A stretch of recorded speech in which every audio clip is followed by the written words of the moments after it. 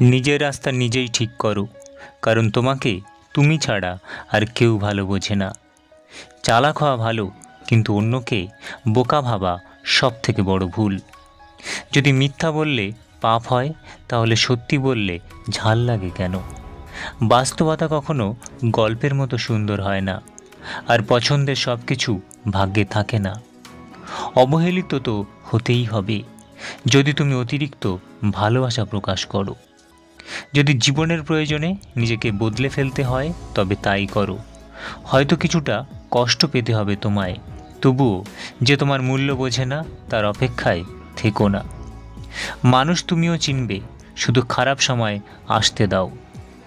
ঝড় বেশি হলে গাছ ভেঙে যায়, আর অহংকার বেশি হলে সম্পর্ক ভেঙে যায়। জীবন হলো একটি অসমাপ্ত উপন্যাস, যার শেষটা কেউ লিখে যেতে পারে না।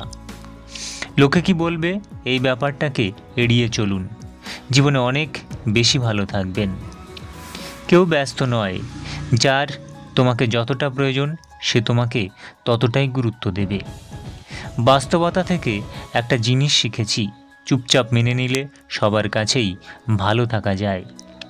মানসিক আঘাতের কোনো চিহ্ন থাকে না বলেই আমরা যন্ত্রণা লুকিয়ে হাসতে পারি। যত চুপ তত সুখ, যত কথা তত ব্যথা।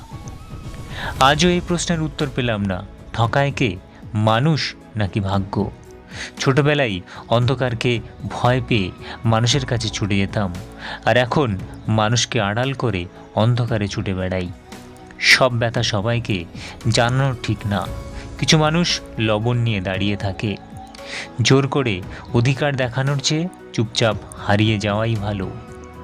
যার মনে মায়া বেশি, তার জীবনে বোধহয় কষ্টটাও অনেক বেশি। জীবনের মানে সেদিন বুঝবে, যেদিন সময় আর পরিস্থিতি একসাথে আঘাত করবে। সব দুঃখ মনে রাখতে নেই, ভুলে যেতে হয়। নিজের ভালোর জন্য দুঃখটা ভুলে শান্তি খুঁজতে হয়। বয়স নয়, অভিজ্ঞতায় মানুষকে বড় করে তোলে। যখন নিজে পরিশ্রম করে অর্জন করবে, তখন এক একটি টাকার মূল্য বুঝতে পারবে। একটু আড়াল হলেই বোঝা যায় নিজের অস্তিত্ব অন্যের কাছে কতটা মূল্যহীন। কষ্টের কথা যাকে তাকে বলার আগে দেখে নিও মানুষটা তোমার কষ্ট বোঝার যোগ্য কিনা। কারো প্রতি অভিযোগ রাখার চেয়ে হাসি দিয়ে উড়িয়ে দিতে পারলেই জীবন সুন্দর।